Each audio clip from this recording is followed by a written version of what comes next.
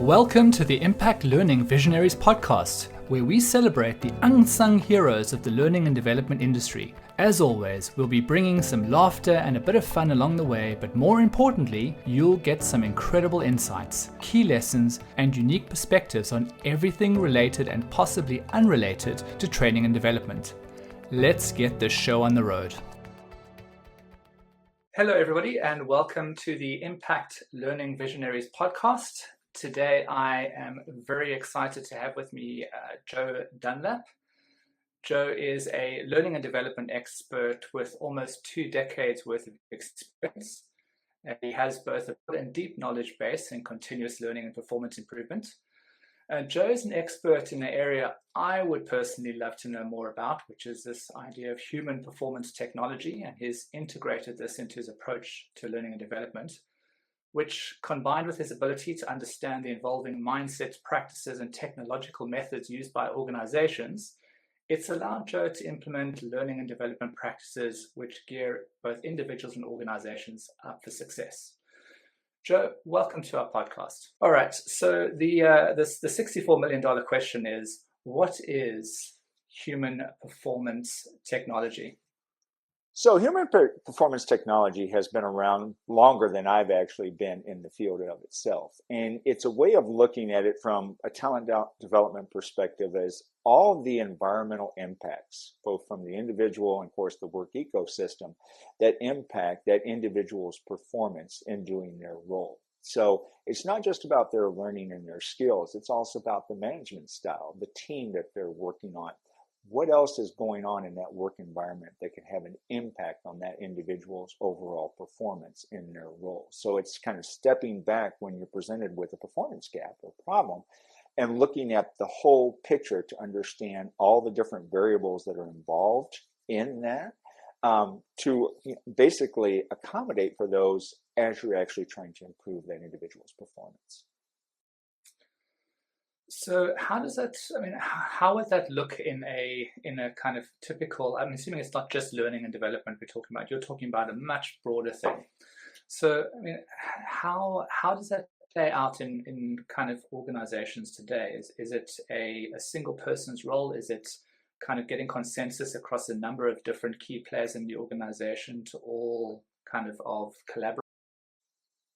Yeah, so it's a great question. And one of the things that I think a number of your audience will identify with is, and I can't tell you how many times this has happened to me, where I've developed training around a particular performance gap. And then we delivered that training. We saw good results in terms of the participation in the class, their knowledge and understanding in their actual practice.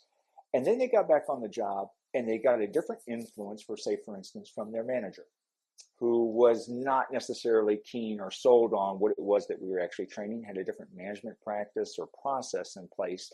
And so everything that you just did was almost for naught in that, because the manager is telling them something different. And so that individual is caught between a rock and a hard place, because they were just trained in the way that we thought was going to improve their performance, but their manager is kind of holding them back in this case, saying, no, I want things done this way. And of course, that's the person that they're reporting to. So they're going to follow what it is their manager said. And then when you wind up doing your evaluation, whether that be, 30 days, 60 days, 90 days later, you're not seeing the kind of success that you thought might happen, because they're not applying it the way that you asked them to as part of that training, because their manager kind of impeded that process in of itself. And I can't tell you how many times that's happened to me over my career, where I've actually seen that play out.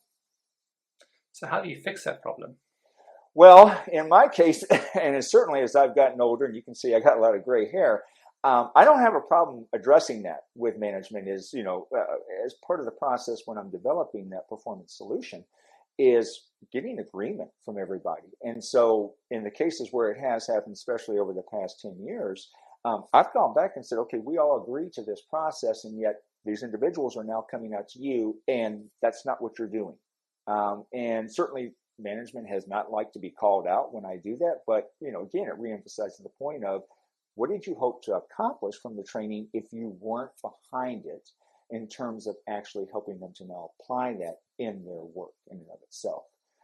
And what I've kind of learned from that is a lot of them didn't think through how they needed that process to change and the impacts with regards to that individual being trained. It was, oh, let's train them and everything will improve without addressing the rest again of that entire environment that needed to take place. And so you kind of have to step back and look at it and say, okay, if we're going to train them to improve that performance gap, what else needs to happen in order to really make that successful? Okay, let's zoom out and have a philosophical debate Sure. about. I mean, what is your take at the moment, globally around, the whole area of learning and development, and I guess even this, human performance technology approach, or just performance in general? What are you kind of seeing in the industry at the moment? Where do you think the biggest challenges lie? Where are the opportunities? It's interesting for me because I see three things kind of going on within our industry. There's always the focus on learning, and we see that constantly every day. I know I certainly do, when I look at LinkedIn in terms of webinars and headlines and things like that. And then you have a chorus of people that I'm fortunate to be a part of. You think about Guy Wallace and Bob Mosher as an example, David James, who are saying, well, we got to start pivoting to performance. We really need to focus on what are the end results and outcomes that the organization expects from that individual with regards to their role.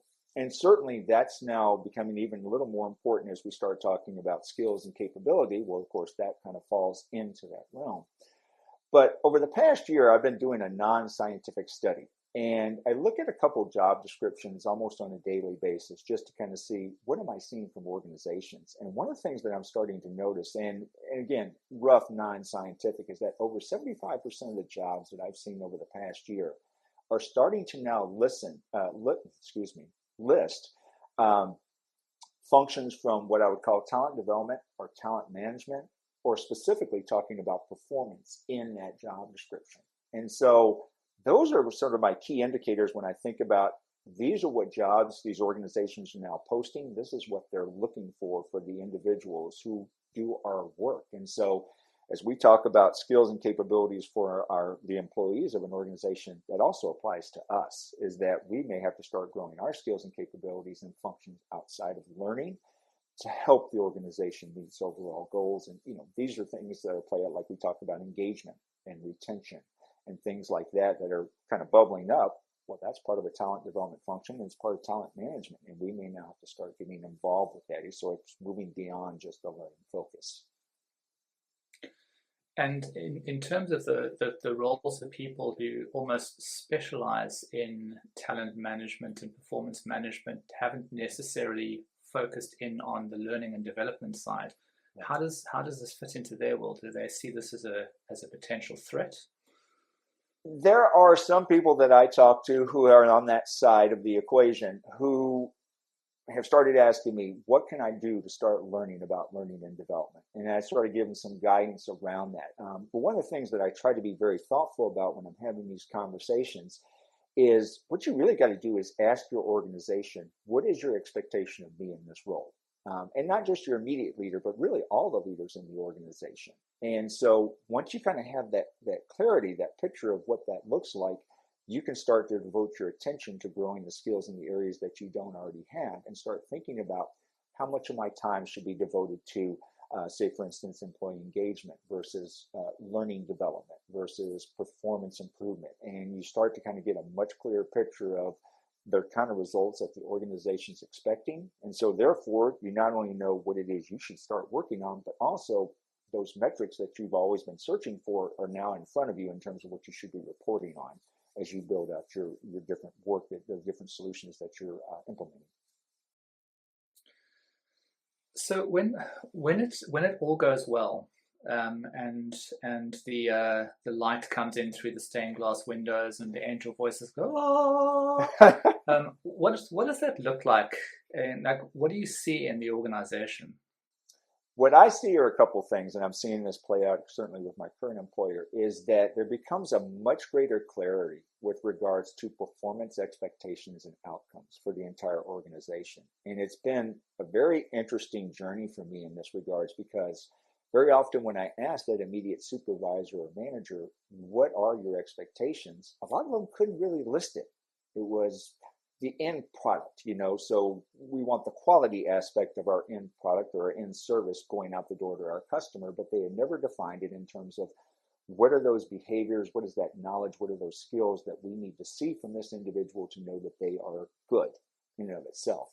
And then once you kind of define what those are, then you can then turn around and align those to what are the corporate goals in of themselves. And people, the employees, start to see a much better picture of their work in terms of not only what's expected of them and what those outcomes look like, and therefore can plan appropriate goals, but also align them to the organizational goals. And therefore they become much more engaged because they understand the importance of their work. And therefore, they're much more likely to contribute to the innovation of the organization. And that's some of the things that I've been noticing over the past several years when doing this work and getting that light moment. So I think something I personally challenge with, and I can imagine I'm not alone in this, is being able to take. And I remember, especially when I was kind of back in my career when dinosaurs still roamed the earth, that the biggest challenge was the kind of executives of the company almost seemed to kind of sit in an ivory tower, and they would kind of cast down their kind of mandate, and it would always involve things like, we need to be X% more profitable, we need to cut costs by Y%, we need to seek X new number of customers. And then you would be in a function like I was, like IT, and then you would have your performance reviews, and you've talked about aligning the employees' goals or to the kind of company goals. Yes. And it's always a difficult thing for me to try and do that in all cases, because sometimes you have to be very creative when it comes to trying to figure out how people really can contribute to the overall success of the business. How do you tackle that? Yeah, so that's a great question. And one of the things that, especially in the learning and development field, that I've kind of come to understand is that when the executives set that strategy and set those goals, you're probably not aligned to them in a direct line of here they are and here's how you line up to those. What happens is that starts to transcend down to the various departments and the various teams. And so what you're probably more aligning to are what are the specific tasks or functions that that particular team has to do in order to kind of make those gradual steps back up to what the organizational goal is. So let's say, for instance, to your point that the organization wanted to increase its customer base. So as that tracks down, what is that functions of the sales team, as an example, in terms of now increasing that customer base that you're building that skill set on that leads back up to what that overall goal was. Okay, now let's take a little bit of a left turn at Albuquerque and try and go on a slightly different route here. Sure. In terms of we've talked a lot about performance and goals, but in terms of going back to the learning, yes, what are you seeing, kind of in the way forward? As we're starting to, I guess, enter this future of work, there's maybe a shift towards some new skills like adaptability, flexibility, and soft skills. How are you seeing the landscape of learning changing? Yeah, so one of the things that I'm noticing is that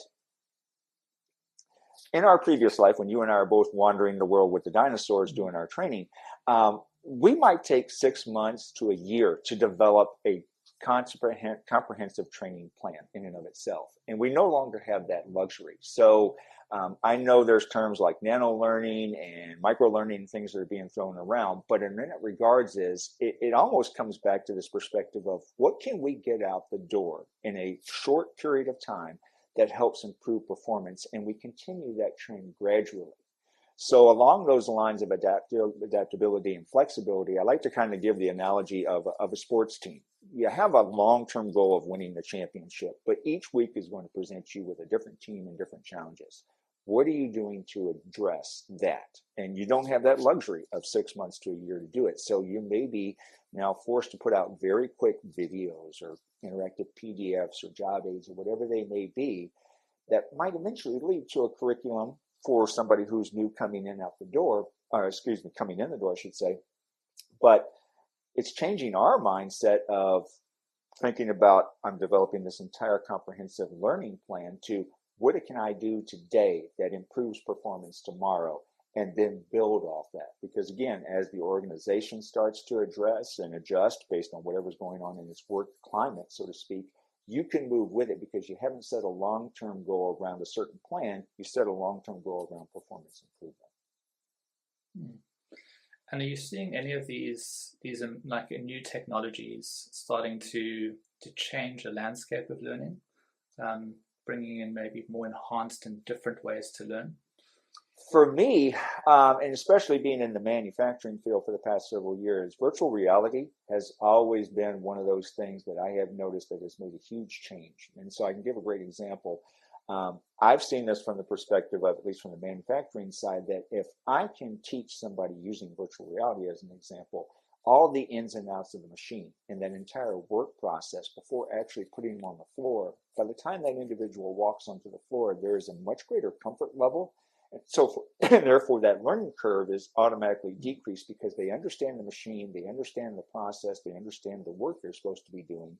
So therefore, it's just the adjustment of now I'm actually live. I'm working with people, but you understand all that stuff, so that learning curve is shorter.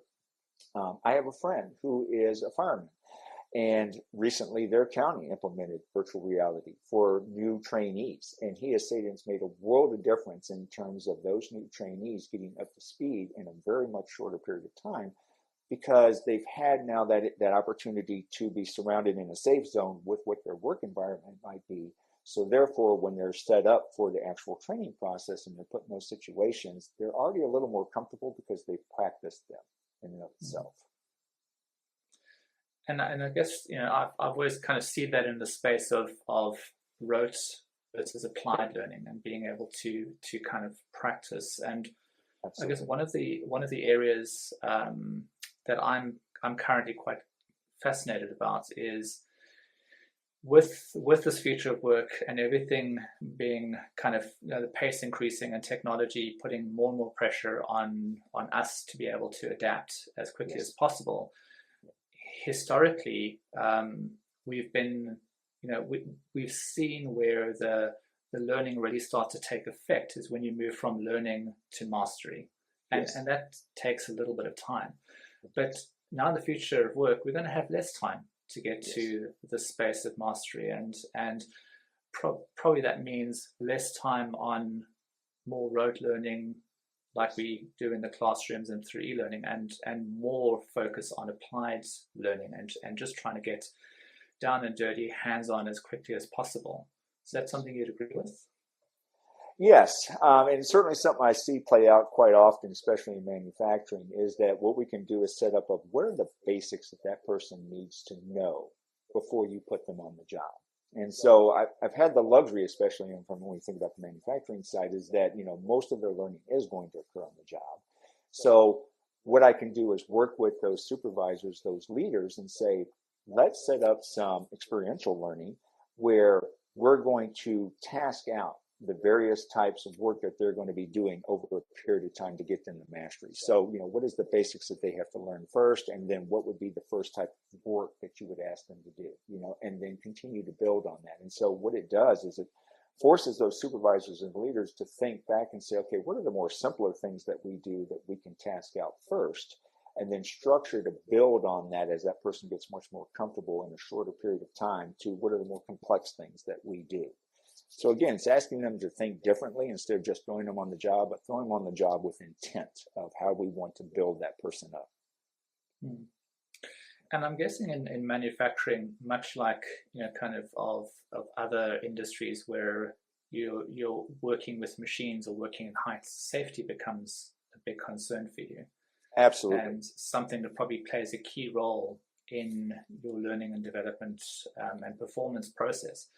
Is how do you kind of navigate that? I mean, how have you kind of overcome those challenges? Yeah, so it's actually come in a couple different phases. So the way that I've actually done that is, first of all, what is the basic safety we need to be aware of? And so that's really that start of that rote learning that you talk about is that as that individual comes on in part of their onboarding process, let's talk about the basics that they can see in the plant. And that may be the type of work shoes they're using. Are they wearing safety glasses? Are they wearing personal protective equipment because maybe they're handling chemicals, as an example? And then you start to, along with that experiential learning I was talking about earlier, is you build up, okay, now that they're on this machine, as they work on this particular end of that machine, as an example, or certain parts of it, what are the safety things that they need to now be aware of with that? So therefore, they can process all of that physically while they're there. So instead of talking about things like knife guards and cut-resistant gloves, I'm putting them there so that they're wearing those gloves and they're seeing these knife guards and they're understanding how that process works together and why they don't want to stick their hands in there, kind of thing. And so what it does is that you're able to build on that. Instead of showing them videos or just talking about it, they're seeing why it is that that equipment is necessary when they're actually doing that particular work for their overall safety. Brilliant. So tell me now, I mean, in terms of your journey, your personal journey, where do you see your key challenges? Because you're in the heart of it, right? You're on the front lines. You're doing the job every day. What are your challenges over the next kind of year or two? My biggest challenge is always with the mindset that unfortunately I helped to create. So I've been around for a while, and I helped create this mindset, among us as L&Ders, as well as certainly within organizations, of learning and is of building a course, it's a curriculum, it's e-learning, it's a workshop. And really the biggest challenge is helping people to move around from that mindset with regards to, we're going to develop a curriculum, we're going to develop a course. Well, no, that's not the first thing we're going to do. We're going to look at this person in terms of what it is of the performance expectations and figure out what are the easiest things that we can do to get this person up to speed quickly. And eventually at the end of that road, it might be a course, but we don't necessarily start there. Let's start with identifying what are the performance gaps, the performance expectations, and building from there. But it's a hard struggle because with every person that I interact with, they've kind of been already ingrained in that learning process, building those courses or those workshops. And you got to kind of talk them back from that to say, do you really care about the learning result or do you care about performance? And once they start to make that connection and think about it, performance becomes the priority. Great, then let's start there and figure out what's going on that's inhibiting performance today and what are all those things that we got to do to address that. And if you were to have a conversation with your younger self, besides how to avoid being eaten by a dinosaur, what's the single piece of advice that you would give your younger self now, saying, I just wish I knew that when I started? So I started before e-learning and LMS and EdTech came along. So back in the day when we were really focused on human performance technology. So we were looking at all that because we didn't have the advantages of all the technology that we have today. And if I'm looking back, I would tell myself, stay there.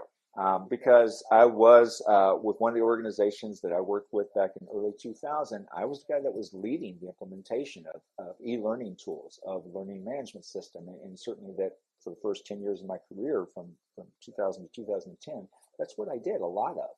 And it got us away from what it was that really was important, which was the overall performance, because we spent a whole lot of time focused on what had to be built from a learning perspective. And you forgot about how they actually needed what they needed when they actually went and applied that knowledge and worked in their role. So, that's really fascinating because I think a lot of, and probably a good lesson for other people to kind of take heed of is technology can be a very shiny object. And it can definitely, you just have to look at a LinkedIn feed to see exactly what I'm talking about playing out. Yes. Is the amount of hype that surrounds technology, the amount of distraction, the amount of confusion and just kind of hyperbole around an exciting new technology. And I think that's very sage advice: is stick to your principles. Don't be kind of swayed by the shiny object like the bug. It's so beautiful. You really want to actually just stick to your guns, right? Absolutely. Okay, so you've given advice to yourself. Is that the same advice that you would give to a young learning and development person as they're kind of moving forward into this future world of work, or would you kind of adapt it differently at all? I think the first piece of advice I would give to anyone is understand what your organization expects of you in your role. Because again, that gives you kind of the roadmap that you need to start working from in and of itself. And then once you understand what that expectation is, then you can start to build your principles around here's what's important to the organization that I need to hold true to meet the organization's goals. I mean, like I said, I've been very fortunate. In fact, I've been in manufacturing for a while. So when I'm approached by people and we talk about e-learning, things like that, I have the ability to say it's not really in my world because, again, the people that I work with do not have access to that kind of technology. So they're on the floor, they're learning their job. I mean, from day one, we're putting them out there as part of their experience. And so those things don't really play a role for me in and of itself when I think about e-learning or learning management systems. Virtual reality does, because I want to put them in that environment. Putting them in the actual work plays that. So I think once you know what it is the organization expects from you, you can put your focus on those things that matter most. And you mentioned virtual reality a couple of times. Yes. So for those people in learning and development who've maybe never come across that technology, or just don't really have any idea on how to deploy it in a learning and development scenario, yes, maybe you want to just explain a little bit about, maybe give an example of what you've done specifically in virtual reality.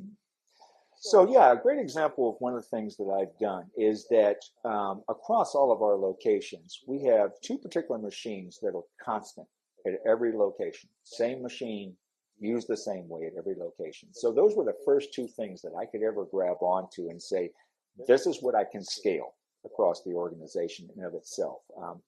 After that, machines became different, and so it became much harder to kind of focus on those. But in having those two machines, I could set up training that was consistent for every person in their onboarding process to get familiar from a virtual perspective with those two machines. So they get familiarity with those machines, they get familiarity with the work process. So no matter what, and we've seen this play out from a results standpoint, is once they come out to the floor, even if you move them off into different machines, they already still have a comfort level because they've had the opportunity to play with some machines, so they understand more about what they're getting themselves into when they physically are present with the machine, regardless if it's the same one or a different one. And I can imagine that they're more confident as well. Yes. Yeah. And it's a great example. If I were to look back 18 months ago, the typical trend line for somebody is they would spend 6 months to 9 learning an entry-level role before they ever had the opportunity to cross-train into something else or maybe move up in their career ladder. We've now brought that down to 3 months because, again, they're walking in there with a comfort level. And in the case over the past year, I've seen people go through 3 different roles in terms of their training. So some of those who are very ambitious have learned one role, started another role and learned it, and they're learning their third role, and they're doing it all within a year's time span. So they become much more valuable players.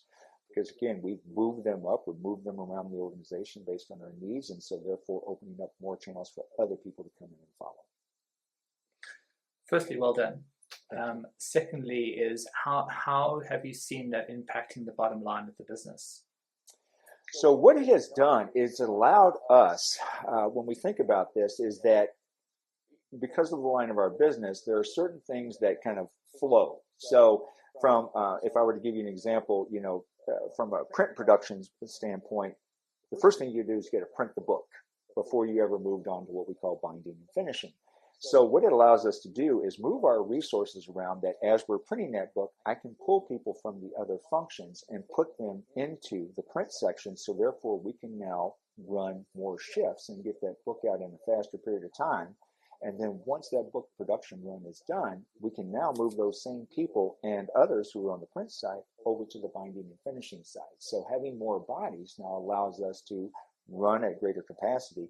But also, again, if somebody's sick or is out of the office or something like that, we have the people there who can now fill in, and it's not hurting our production time because we're moving with the flow of that particular book run. And it sounds like that would lead to growth in the business itself. It is, in fact, to take on more capacity, more sales. It has. In fact, actually, in the past year, we've made 3 different acquisitions of other printers because of, again, increasing our capacity and our capabilities has allowed us to continue to grow ourselves. Well, that's a really, really great success story. So well done for that. Thank you.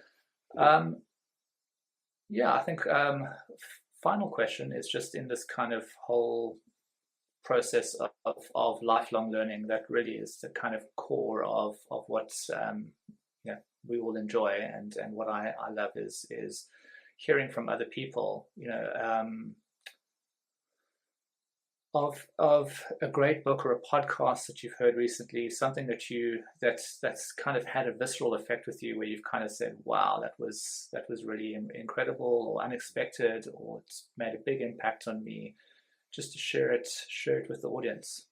Absolutely. And kind of tying into what we've been talking about so far, Jason, I would recommend Dr. Adam Grant's book, Think Again. And so he's an organizational psychologist, and he's very popular. I think he has some podcasts. Certainly he's quite often speaking on YouTube or TED or what have you.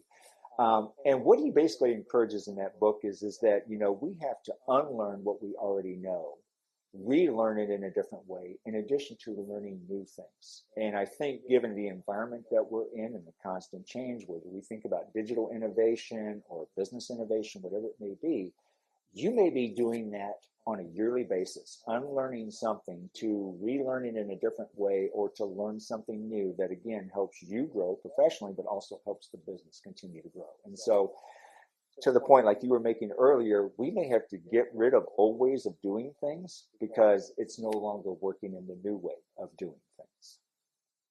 In addition to that, I would encourage everybody to become a news junkie. I am a news junkie, right? So I enjoy reading the news, and it frustrates my wife to no end because I'm always reading the news. But what I have found is that if you really want to get a pulse on what is changing, news is usually there first. It may not be a broad headline saying ChatGPT or something like that, but they're talking about it long before it becomes a trend. And you might get some insight into what's going on with the Gen Z who are now joining the workforce, or the millennials and what their expectations are, things like that. And some of those things that are now bubbling up, you may be able to get a jump on with your organization because you're recognizing the trend before it really becomes recognized, and start addressing those topics within your organization. Brilliant. Thank you so much, Joe. And I think it's been a fascinating conversation around the understanding that it's not just about learning, it's about performance, and about understanding how performance really, at the end of the day, mirrors the organizational's goals and directives, and being able to kind of have a golden thread running through that whole chain from beginning to end. So it's been fascinating. Thank you so much for joining us. It was absolutely lovely to have you on the podcast. Thank you very much, Jason. It was my pleasure to be here. Hey, thanks so much for joining us for this episode of Impact Learning Visionaries. If you found it interesting or helpful, please subscribe by clicking on the button down below so you don't miss our next one. Also, be sure to check out our Reality Bites blog for more information on how technology is aiding in learning development. Links are all in the description below. Go check it out. Thanks a lot. Bye.